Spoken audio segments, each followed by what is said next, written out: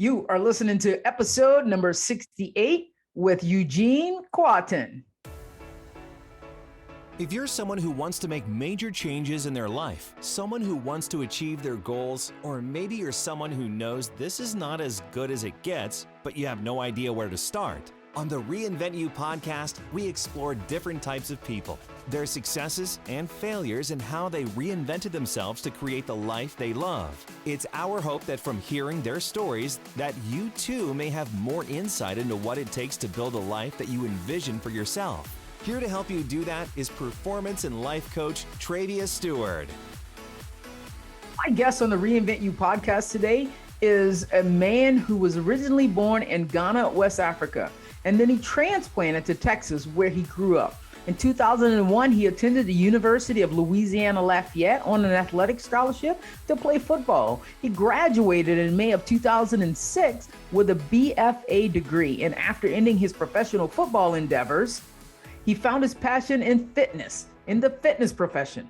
This guy is a trainer at Red's Health Club in Lafayette, Louisiana.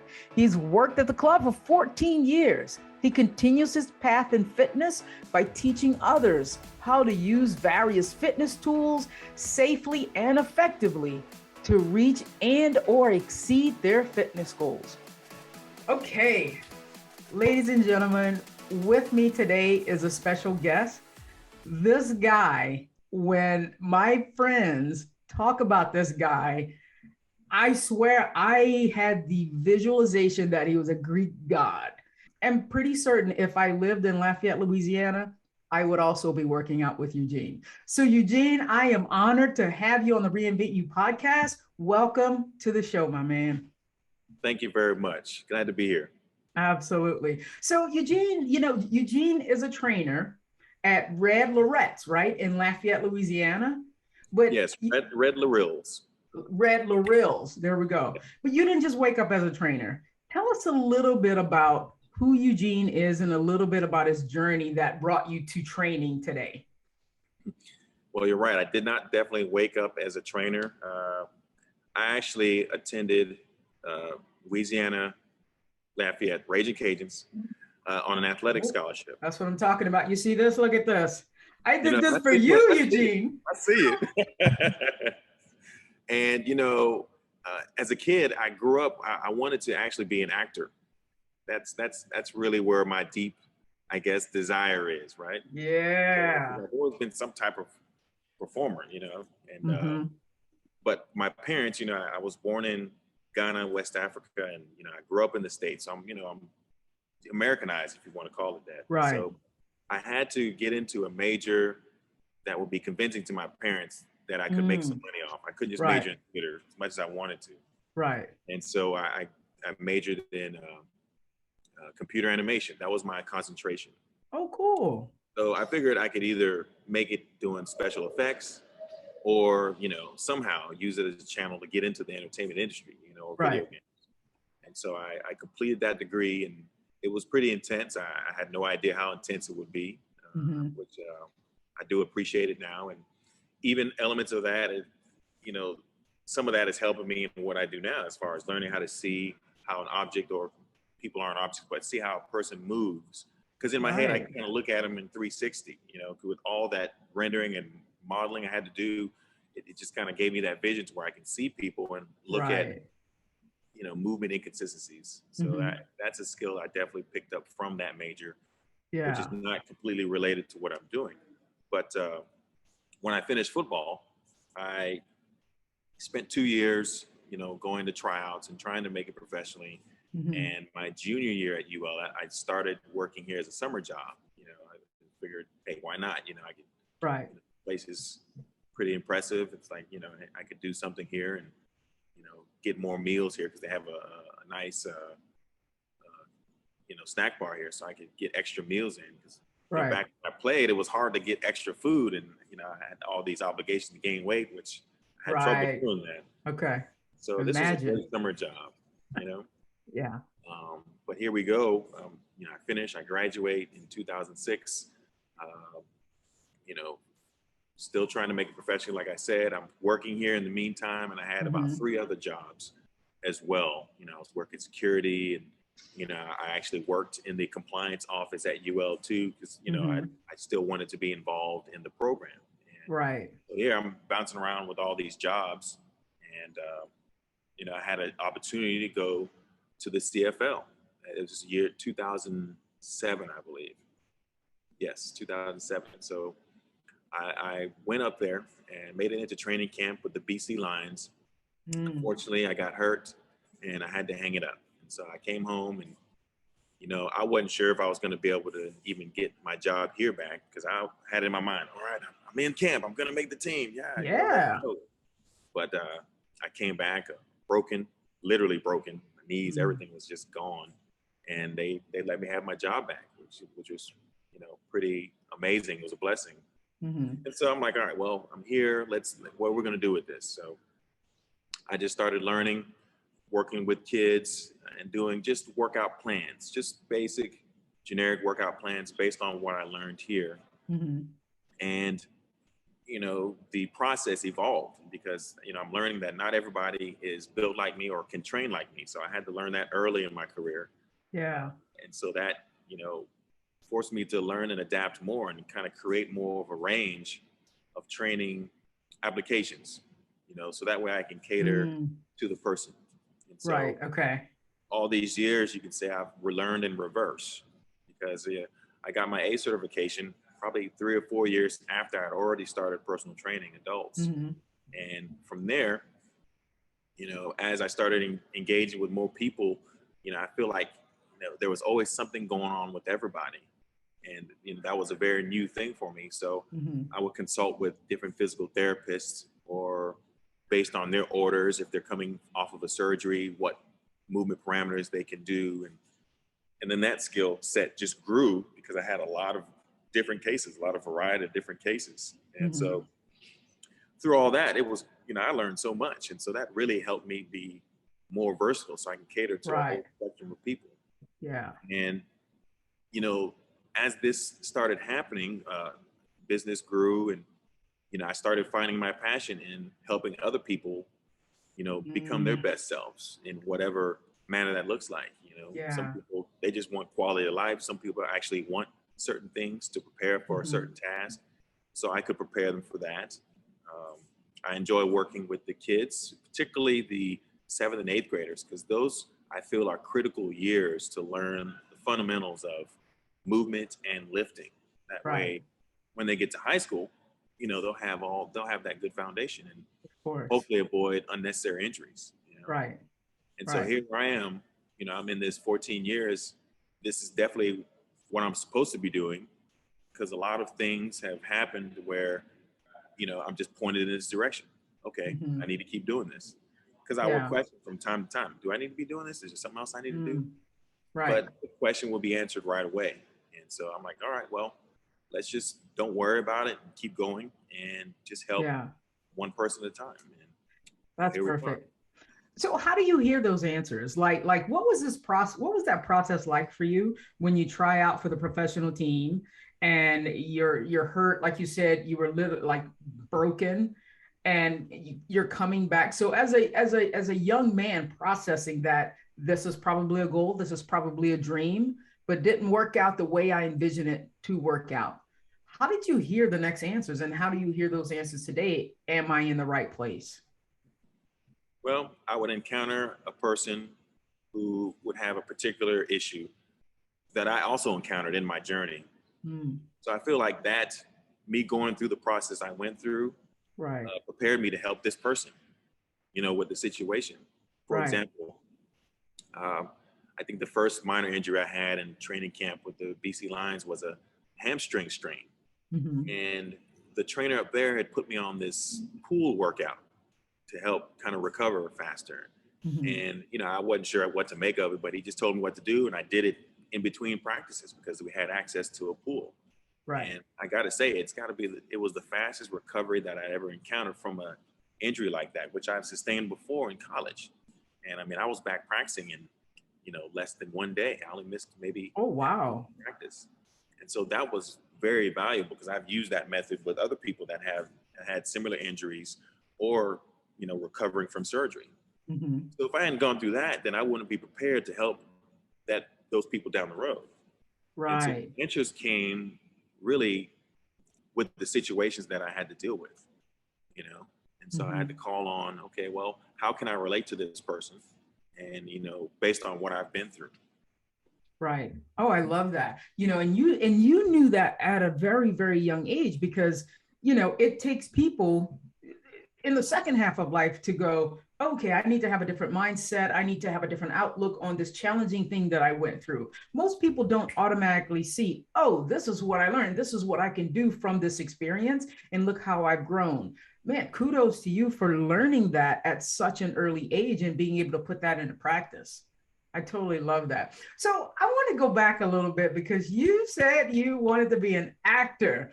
I taught high school theater for 24 years. And Eugene, I follow you on Instagram now. I have gone through all of your things, and I was like, man, this guy's a character. Like, you're dressed like a gladiator one time. One time you're in the gym and you're balancing on this thing, the cylinder, you're dancing, you're a cowboy. And then I saw some of the shows like the Mardi Gras 2020 thing. So is that how, so where did you get the theater bug? Was that high school, and then your parents said, go get a real job in college? Definitely in high school. My Okay. freshman year, I had this teacher, Mrs. Mizell, Maggie Mizell, and she's still alive today. She retired, but she is one of those teachers that changed my life. She just told me to try it out. What school was that? At the time, I was at Eustis High School in East Texas, but she taught at Athens. Yes. She taught at Kemp. And she's a legend, you know. She was the bomb. At the front door, Eugene. I didn't even know East Texas. I just knew you had a Texas background. Did you do one act play? I did. Yes. I was in let's see, my sophomore and junior year, we did Midsummer Night's Dream. I played Oberon and Theseus. And then my senior year, you were good. Oh yeah, because we had to play double parts. We had so much fun with that. And those are good roles. Oh man. And then my senior year was really a special year. We did The Boys Next Door. Yeah. So I played Norman. Yeah, I played, he was mentally handicapped. Yeah. But he was still an older male figure. And so, you know, we talked to different people, just got to spend some time with people who were similar to the character that I was portraying. And it was really special, because you really had to, you know, learn perspective and put on that skin, you know, put on that person, and you know, how would they react in this situation? And that was a real special year, because it was a humbling year too. Because you know, they can see a lot more than we think, you know? Absolutely. I've actually directed that show twice. I did The Boys Next Door, and then I turned it into The Girls Next Door, because I had more females. I mean, of course, you know that in high school, you have a bunch of girls and then we have a few guys. It's so crazy, Eugene. It's a small world, because since that was Athens, right? Or were you at Eustis? You were at Eustis. So do you know where Longview is? Yes.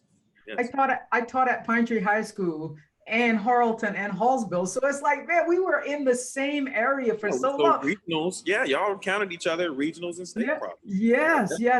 Oh my God, this is so cool. So now there is an IMDb movie credit. Is that you? Yes, it's me. Because I watched it. I was like, holy smokes, Eugene. Yes. That is you in the zombie. The zombie, yeah. My wife and I worked on that film together, because she's an artist, and you know, she did all of the makeup effects on that film, and so that was definitely a learning experience, because I couldn't make it to all the shoots, because I mean, one, it wasn't really a big paying gig, and I had, you know, we had kids at home, and I had to do that. So I mean, in the film, even though I'm credited, you might only see a quick glimpse of me or maybe my hands. Yeah. But either way, it was still a great experience, and we learned a lot. It was like, wow, this is what it's like. This is, if I could make a living doing this, I would do this, you know? So, wow. So that's why you're always game to like go dress up, Mardi Gras 2020, all those things. Yeah, definitely. Oh my goodness. This is so fantastic. I love that, because I was like, you don't meet a trainer every day who has the personality that you have, you know? So outside of your personality, or in addition to your personality, what do you think is your magic sauce that like draws people, trainer, you know, clients? What do you think draws people to you? I don't know. Maybe some people said I have a presence. Um, maybe that's part of it.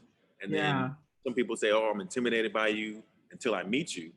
Because Right. me, I'm all about love and hugs. I love hugging people, but only if it's receptive. I don't Okay. believe in forcing stuff, Yeah. but I would say I listen. I really it's just become a skill to listen because thinking about the dialect of my language, Mhm. TWI. I don't even know if I'm saying correctly because my parents wanted me to learn English first, to blend in. Right. But you have to listen because the way you say something changes what it means. So you might Right. say a certain phrase in 2 or 3 different ways, and it means 3 different things. Very similar to, I guess, Mandarin. Okay.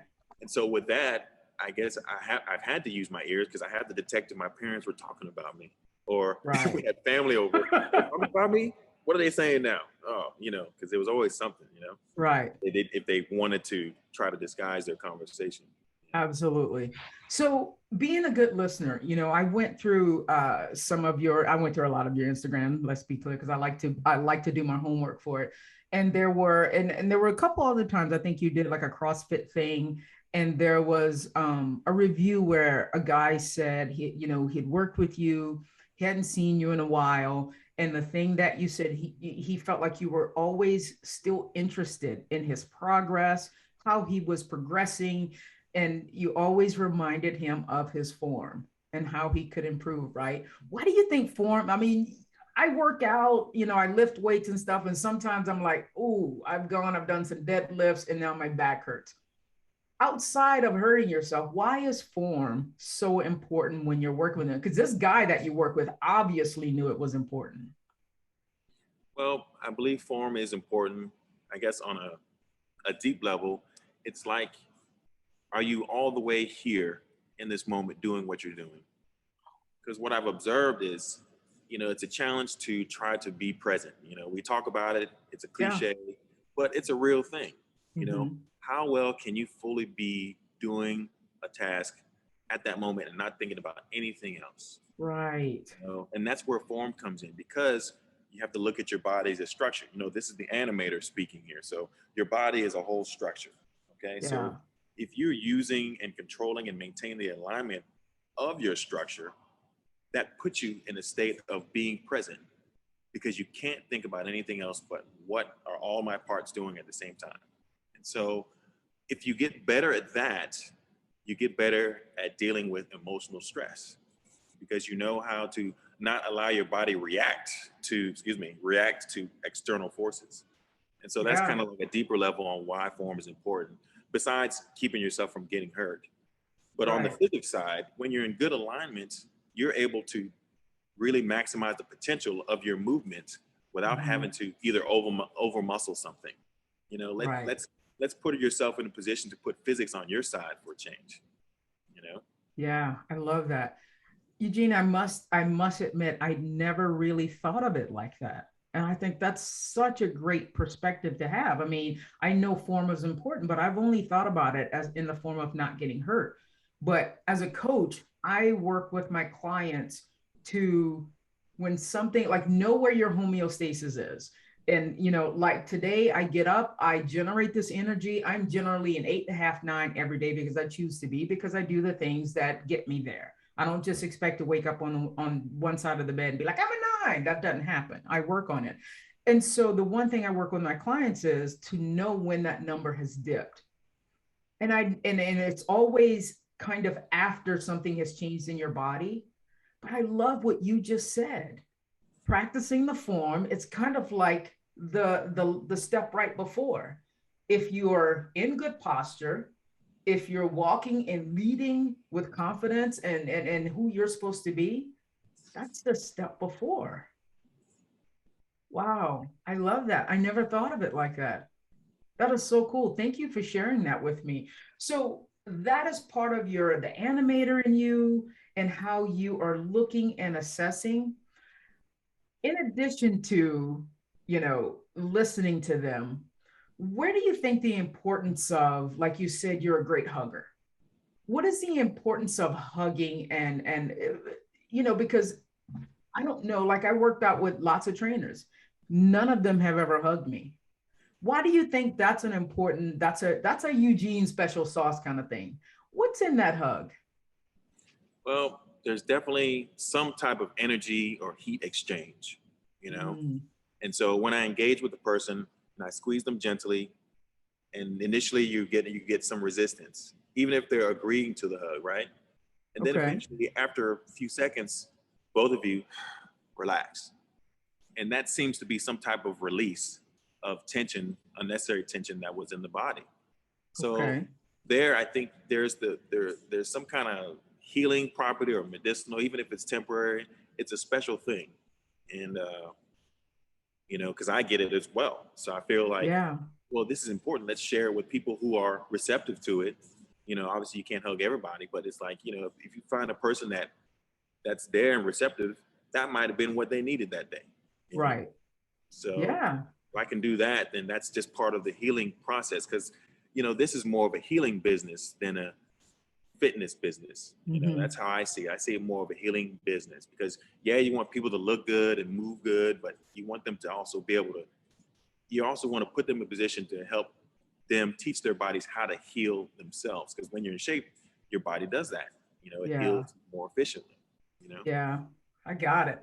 You know, and then speaking about, the way that you train your clients, um, your name came up. I went on vacation with Nat and Kat. They're a couple of our best friends. Love those girls. And I remember Kathy saying that you are a different kind of trainer in the way that you train her because she's a tennis player. It's not like you're trying to make a bodybuilder out of her. You're not trying to, get her to lift 800 pounds.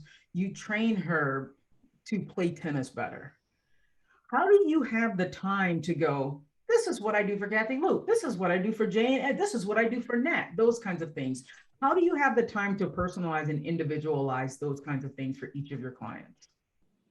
I think the experience has helped, just my Okay. years of doing what I'm doing and understanding the movement demands of the sports. Mm-hmm. And so that being said, I do everything I can to cater the person's plan to their lifestyle. Yeah. Some people that like to ski. And so there are certain times of the year, well, okay, it's time to get ready to ski, so we're getting their Mm-hmm. bodies prepared for that. And then you have some people that like to wake surf and then, okay, it's getting to that close to that time, we Mm-hmm. start preparing you for that. And those are just a few examples. And, I try to prepare people for whatever they enjoy doing and Yeah. prepare them to do it well and do it safely. I So love that. That is so cool. And that you take that in consideration. I mean, I've worked with lots of trainers and and I would say, these are my goals, this is what I'm working towards. But there were sometimes I was like, dude, like I had a total knee replacement. And I had this one trainer who wanted me to like try to max out my squat. And I was like, maybe. I mean, I'm not the expert here, but I don't know. This doesn't feel so good to me. And so I love that you actually look at each person individually and individualize those things because not everybody's the same. And you have quite the background. I mean, you've done CrossFit. And Eugene, the stuff I've seen you do in these videos, like this one, you were holding a kettlebell. It looked like it was about 40 pounds. You were doing a pistol squat on an angled platform holding a TRX. Dude, I can't even do a pistol squat holding nothing. well, And sometimes I try to do some fancy stuff once in a while. that was fancy. Oh my God. So is that an example of you following your own advice, being able to do those kinds of things? Yes. But, demonstrating stability, control, just I like to, for my movement snacks, I like to show people the spectrum of things you can do. And I try to Mm-hmm. make those movement snacks accessible to most people. Yeah. Some are pretty extreme and some are pretty, okay, I think a lot of people can do this. But by Yeah. me being an example, at least I can show you some possibilities. Because I mean, I'm Mm-hmm. 6'5", I'm 240, I'm a tall guy. And I say to myself, I want to move like the little guys do. So Yeah. in CrossFit, the physics is against me in that sport, in a lot of the events. But, you know, I had some good trainers and good teachers. So at Mhm. least I could maximize my potential. Sure, Right. maybe not win just because, you know, you're taller, you have a longer way to go on a lot of things. It's just part of it. And that's okay. But I still learned a lot from the process because Yeah. I was a CrossFit basher, but I didn't know anything about it. And I'm guilty of that. So I was like, okay, Mhm. look, let me go through this and learn more about it so I can at least be competent in my opinions. Absolutely. You know, and so I went, I guess you could say 5 or 6 years, you know, I did it, and you know, it was tough. Yeah. You Yeah. know, but I learned a lot, and what it encouraged me to do is to get deeper into restorative movement. Okay, how can I help myself recover to keep Mm. from getting hurt like some of the other people have, unfortunately? So how can I make this a smarter, more intelligent process? Still Right. get out there and get after it, but how do I do it and not get hurt? So that was, I figured that was my submission through all of this. Okay. Right. So speaking of not getting hurt, what would you say is your best advice for, maybe someone like me? I've had a total knee replacement. I love to work out. This knee is stronger. The left one is a little weaker, but I actually enjoy running on the treadmill, not on the street because it's too hard, running on the treadmill only because I can, because I never thought I could after 50, right? And so, what would you say? What is your best advice for people who want to maintain mobility, longevity into life, their definition of what health looks like? What would you say are like a couple of things that make sure you're doing this, make sure you're doing that so you can extend your amount of time where you can still be active? What would you say? How would you answer that? Well, I'd say number one, make sure you're always hydrating adequately. Mm, Hydration is a big key to just overall function in the body, muscles, you know, central mhm. nervous system and all that. So number one, hydration. Even if it's not hot, just making sure you're staying adequately hydrated. Yeah. And two, you know, as far as like mobility and flexibility, um, it's a process. It definitely doesn't happen overnight. Mhm. So a little bit every day without moving into any kind of pain or strain is the key. Right. That little bit by every day, your body will naturally adapt. Because I've made a mistake of just being too forceful with certain types of flexibility work, and Mm, it's caused an injury that was unnecessary. So you can right. get hurt from overdoing that too. So Okay. I would say a little bit every day uh, will go a long way for you. Okay. And Yeah. also, you know, how can I put this? I lost it. Yeah, I think just a Okay. little bit every day and being patient with the process. As long Yeah. as you're Yeah. doing something like you say, you have your morning routine. I have a Mhm. morning routine, and that's what gets us going because it's Yeah. hard. When, you know, it's only been since we were kids that we could just pop out of bed and be like, "Let's go." Right. We're adults. You know, you get up and you're going to have some movement restrictions. I think from being in that bed, and so you have to do Yeah. what you have to do to get your body ready to go. But once you do it, hey, and so Perfect. making time for yourself in the morning, I think that's a big one. Make It time for is. yourself. Make a morning routine, however long you have to spare, even if it's 5 minutes. Mhm. Do Yeah. something to get yourself ready to go, movement How do, wise. what's a guy like you? What's your morning routine? Like, what did you do this morning? Oh well, you know, I'm pretty extreme, as you've Uh-oh. seen. So I've Yeah. been practicing Tai Chi for past 5 years, and so Okay. I wake up and I do a loosening up series, which is some little bit of joint isolation work.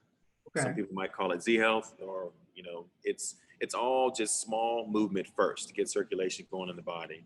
Okay. Then I practice my form, you know, wherever I'm at. And the unique thing about Tai Chi is that you know you can do it on your feet. I don't have to lay down, and I can do it anywhere. Mhm. You just have to have intention, you know, and balance and relaxation. And so Okay. that's really helped me a lot, just to kind of physically get circulation in my body and get me ready for Yeah. the day. So I don't have to drink or consume any extra caffeine, you know. Okay. Okay. And then so I practice that, and then I have some martial arts forms that I practice as well. And so that's a good 30, 45-minute routine every morning. Okay. That's where I'm at. All right. So it's physical, but it encompasses some mental elements as well, right? Especially the Tai Chi, I know. Yeah. Yeah. So how long does that take you? Like you're getting up at like what, 4:30, 5 o'clock? What is Usually that? What about does the time look like? 5:30, 5 or Okay. 5:30. Yeah. Okay. And so, yeah, so what's your perspective on, like you said, like I know that we share commonality in this is important to start your day off, right? But how does it outside, in addition to you don't have to go consume caffeine, but what else does this morning routine do for you? And why should other people make it an important part of their day? Well, it's making time for myself, Mhm. self-care. You know, we, Yeah. you know, we spend a lot of time in this business. You're always taking care of everybody else, but Yeah. nobody's really taking care of you. So all you can do is take care of you, you know? Yeah. Yeah. So whatever time you can carve out, you have to do that, because if you don't, then you start falling apart, and then you're not going to be able to help the people you're supposed to help. Right. So that self-care is key to helping you do what you do, help me do Right. what I do. Oh, I love it. Love it. Love it. Love it. So what would you say? I tell you what, before I ask this next question, the reason your name came up on vacation was because several years ago, we were on vacation with Nat and Kat again. And Nat mentioned, she was like, "Oh, I love these muscles over here." I was like, "Oh, the tricep." She said, "Yeah, I want to have that. I want to develop that." Well, I'll be doggone when we saw her, that was the first thing I noticed. Like I went, holy shit, Nat has nice arms. I mean, Nat's always been small, but I looked at her arms and I looked at her shoulders, and I actually commented and I said, "Girl, you've got the triceps you've always wanted." She said, "Yeah, you see that?" She said, "Eugene." And so I was like, wow. I mean, she looks incredible. And I mean, Kathy looks good too. But I was really impressed with Nat's arms and her shoulders. I love that. What would you say? What is your biggest success story? Like when people are like, why should I work with Eugene? Oh, because I've gotten these results. And you don't do the work, but you know what I mean. Well, it's the biggest thing it boils down to is the consistency. Mhm. So the ones that I've worked with that have been the most successful have been the ones that just don't miss, barring Okay. obviously, career obligations, for Right. work, but man, they just don't miss. And it's Mhm. amazing what can happen in a year. Like I had one lady, I mean, she lost, oh my gosh, probably 40 pounds in a year. Now she's a tall lady, but her body fat percentage was the most impressive. She lost Mm. a ton of body fat in that year. And that's Right. really what I call myself. I'm not really a weight loss guy. Okay. I'm more of a fat loss guy, because a lot of the training that I put people through is geared towards fat loss and getting Right. stronger, so we're losing the inches.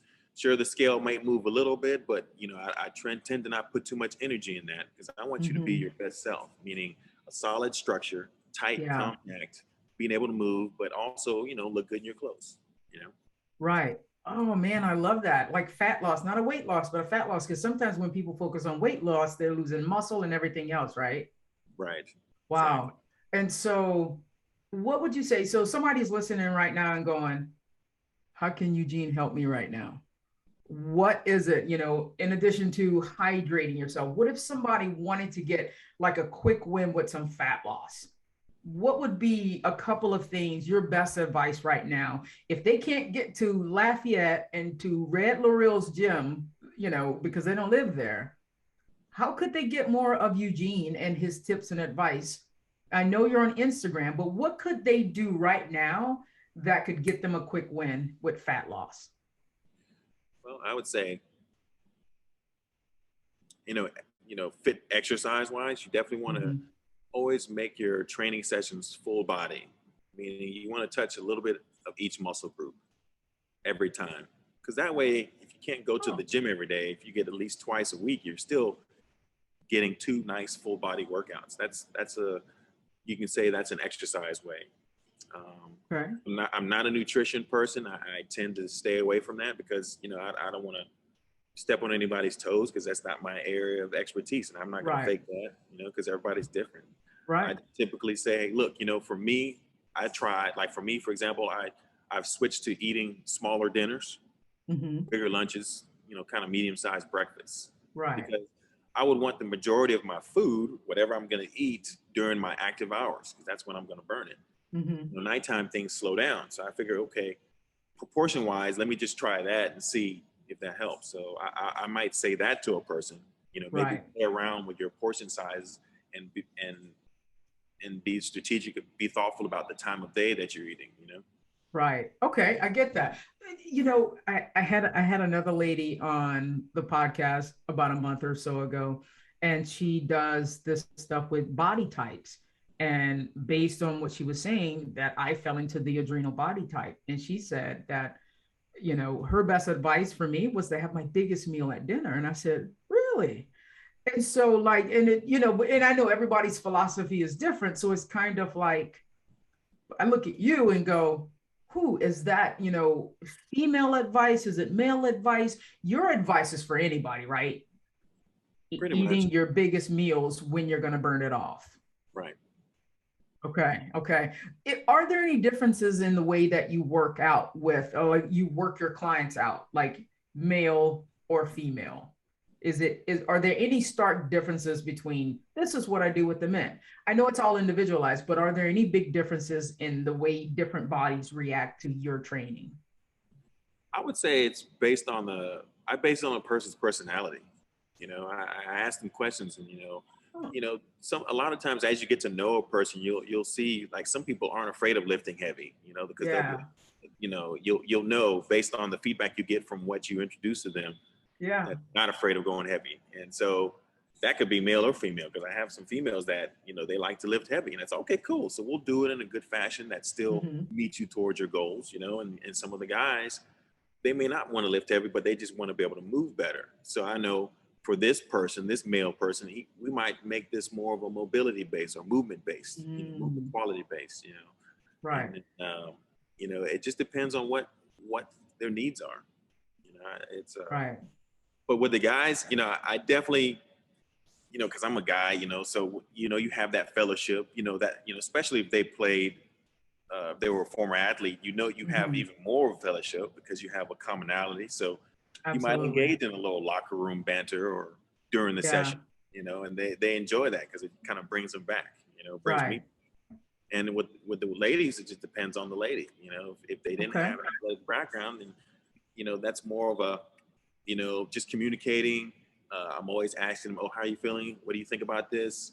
Keeping them involved in the process. That way it's not just me telling you what to do. It's actually, yes, I'm guiding you, but you're learning something too. And what do you bring into this? So we can build this thing together. So, so that's pretty unique, That is so cool. I love that. So just for a little clarity, because I asked the questions I want to know the answers to as well. Like when you're talking about touch every part of your body, like workout, like if you can only, let's say you're able to work out 5 days a week, even if you're skipping some days, should you work out a part of your body at all 5 days, or should we now break that up? Or is that something for 3 days a week? Well, it depends on the goal. Like if, and you say you want clarity. So I can give you an example. So we have 5 days a week. This is for a person that might want to just gain muscle. Yes. So Mondays. Let's do it for a person who wants to gain muscle and drop fat. Me. So if you're working out 5 days a week for fat loss, you can make, let's see, we got Monday.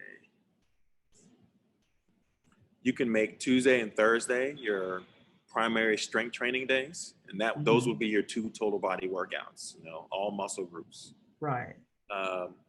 Monday would be more of I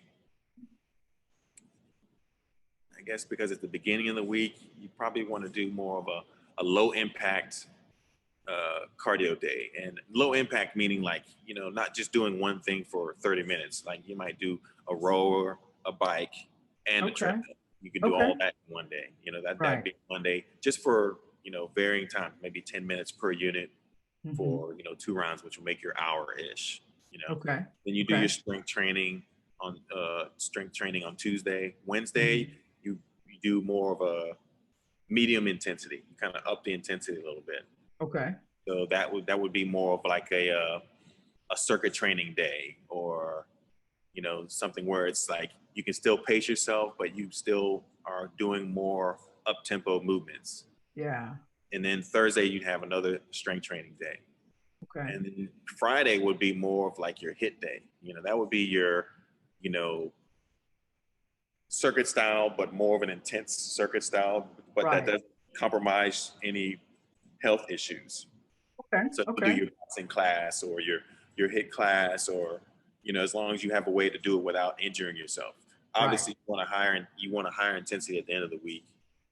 And then Saturday, you know, I know it's a 6th day, but you want to do some type of active recovery, like, you know, either a light walk, light swim, stretch class, yoga, if that's what you like, or some type of restorative activity. And then, you know, Sundays you rest. You rest.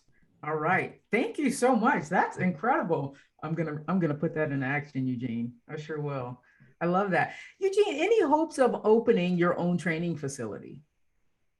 You know, I've thought about that, and, you know, I've had some interest, let's just say that, from other people. But for me, I feel like I'm more of a boots on the ground guy, and I want to be involved. I want to be there with the person and be part of the process. And so it's not on the radar for me right now. You know? Okay. Yeah. Very cool. You know, you have that theater background. I actually listened to your, I think it was like 10 minutes long, your Lafayette Storytellers from 2018. You told the story about when you first got the, yeah. And I was like, man, you do have a presence. Like, you are an excellent speaker. Do you have any hopes of, you know, speaking on stages outside of being, you know, a storyteller, but like motivational, inspirational? Any hopes with that? Definitely have that on my radar. You know, if not, you know, if either on stage or on film, you know, the acting bug or the performance bug or the stage bug that's part of me. That's like I said, that's the core. So that's never going anywhere. So, and, you know, you can do that at any age, which is the beauty of it.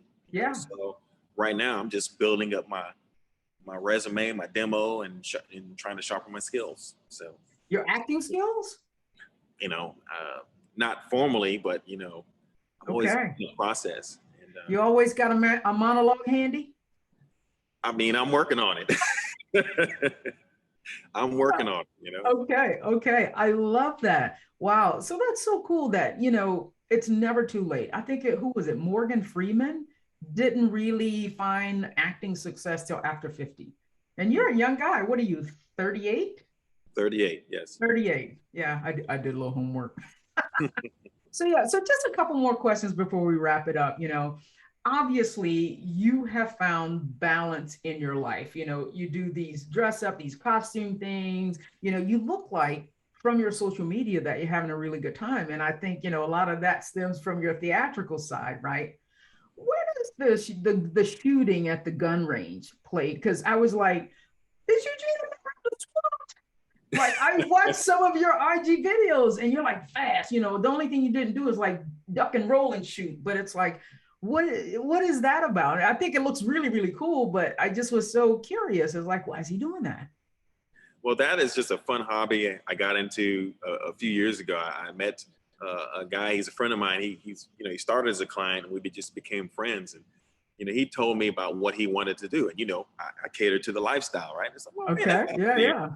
Okay, cool. I can help you out with that. You know, he just wanted help with his agility, you know? And so we worked on that, and we evolved to where we were just setting up like little mini stages here and working our pretend hands here and trying to, you know, do that. And then I started doing it with him. I'm like, man, okay, this is kind of cool. Okay, cool. You know, and then I went to a match and I watched and I was like, wow, this looks like a lot of fun. And, you know, it just evolved from there. And now here it is. I'm doing it as a hobby. And, you know, I'm learning and I'm becoming proficient with the handgun, which that's part of it, because safety is number one. It's not, it's a very structured and organized. It's through the USPSA. Right. And, you know, it's a national organization, and you can compete and you can get scored and you get entered into a database to kind of see, you know, if you can rank up or not. And, you know, I feel like it's something I can do that's outside of fitness that I can do till I'm gone. You know? Absolutely. You know, I met some guys there in their 60s, 70s, and it's amazing the things they can do. So I feel like for fine motor skills, it's something that helps you maintain that, you know, so that's what keeps you young. You know? Yeah. Yeah. Cause I saw you doing the one where somebody was throwing you baseballs and Yes, you're I do doing those. quick. I do baseball workouts on Saturdays, and That was I box fast. Fridays. I do boxing on Fridays, boxing training. So I'm always Wow. trying to just keep myself, keep that edge, I love that. You know, you're so inspiring, Eugene. You really are. Like, I look at you and you are someone that when I look at your videos, that if I live there, I would love to work out with you because, you know, you take your own advice. You are a walking example of what I think fitness looks like. I mean, I've worked with a couple of trainers who were overweight, and I was like, there's something wrong with this. You know, and so when I look at you, I go, that's the example. Do you do any kind of online training? So for the folks who don't live in Lafayette? Not formally. I Okay. mean, I've helped some people out with some workouts, just, clients that might have moved away. I might send them a little package, some TRX, Okay. some dumbbell stuff, just a little simple package just to get you started until they can, get their feet on the ground. But Yeah. nothing really formally though. Okay. All right. And just the last question. When you think about your whole life and you're 38, you got a lot of life to live. What is the overall impact? What is the legacy that you want to leave? Like when you made it to 100, you've done all these things. What is the impact that you want to have had on the world, the environment, your family, social, whatever it is? Well, it's the lives that I've helped. I feel Mhm. like I'm here to enhance the people around me. And hopefully somewhere along the line, I've influenced others to do the same. Yeah, And I figure if we can keep that going, then, we might be better off. we might be. Here's hoping, right? So, Eugene, thank you so much. So, for people who want to know more about Eugene, what is your preferred method of how they can get in contact with you? I would say probably like Instagram, just go ahead. Instagram. Yeah, Yeah. Messenger, DM me. Yeah. Okay, EK Prime. I will have all of that in the show notes. And just because I'm curious again, what is EK? Of course, it's Eugene Kwarteng. Mm-hmm. And what's the prime? So what's the significance of EK Prime? Well, here's the child in me. I'm a big child. I always will Okay. be. I love Transformers. Growing up, Optimus Prime, was my guy because There he you always go. have Okay. the wise things, and Yeah. he'd always have his voice, and he would always give some moral and wise advice and all that Yeah. stuff. And so I can't take Ooh. his name. I can't be Optimus Prime. So I figure, okay, let me get a piece of it, So that's where Yeah. Prime happens. Oh, that's incredible. Have you ever thought of doing voiceovers? You have an incredible voice. That's on the radar too. I just have to do some training and train. Yeah. It's like a muscle. You got to train it and develop Absolutely. a spectrum of things you can do. So Yeah. yeah, that's definitely on the radar.